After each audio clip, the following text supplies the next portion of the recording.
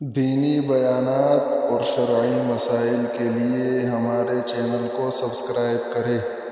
रमज़ान की तैयारी कैसे करें और रोज़ों के लिए कैसे तैयारी करें। आप सल्लल्लाहु अलैहि वसल्लम के बारे में आता है कि जब रजब का महीना शुरू हो जाता तो आप सल्लल्लाहु अलैहि वसल्लम ये दुआ फरमाते, अल्लाहुम्मा बारिक लना फी रजब व शाबान व बल्लिगना रमज़ान। ए अल्लाह, हमारे लिए रजब और शाबान में बरकत अता फरमा और हमें रमज़ान तक पहुँचा।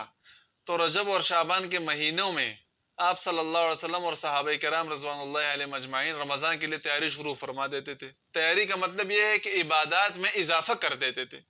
रमज़ान तो वैसे ही इबादत का महीना है और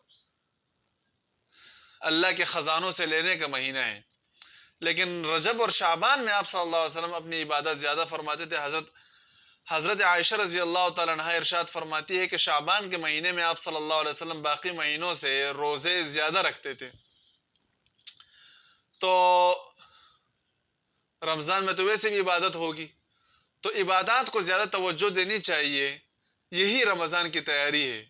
रमज़ान से पहले अपनी इबादत की प्रैक्टिस मजबूत करनी चाहिए कि रमज़ान में खूब इबादत करे, कुरान की तिलावत करे, अल्लाह को खुश करे, अल्लाह को राज़ी करे, अल्लाह के ख़जानों से अल्लाह के ख़जानों को लूटे।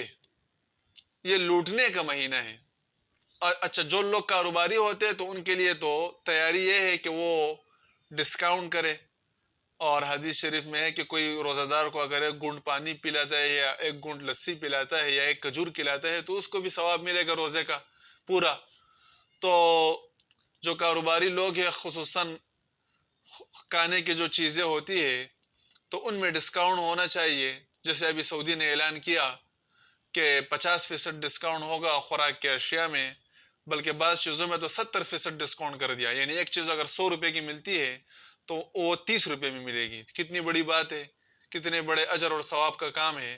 तो यहाँ पर भी ऐसा करना चाहिए। लेकिन हमारे माशरे में माल के मामले में हमारे मुसलमान बहुत कमज़ोर हैं।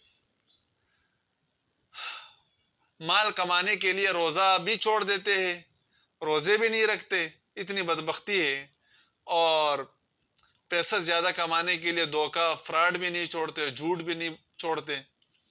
तो ये बहुत ही बदबख्ती की बात है कि रमज़ान जैसे महीने में हम अल्लाह की नाफरमानी करें और रमज़ान का महीना ऐसा गुजर जाए कि जिसमें हमारी बख्शिश और मग़फ़िरत ना हो जाए।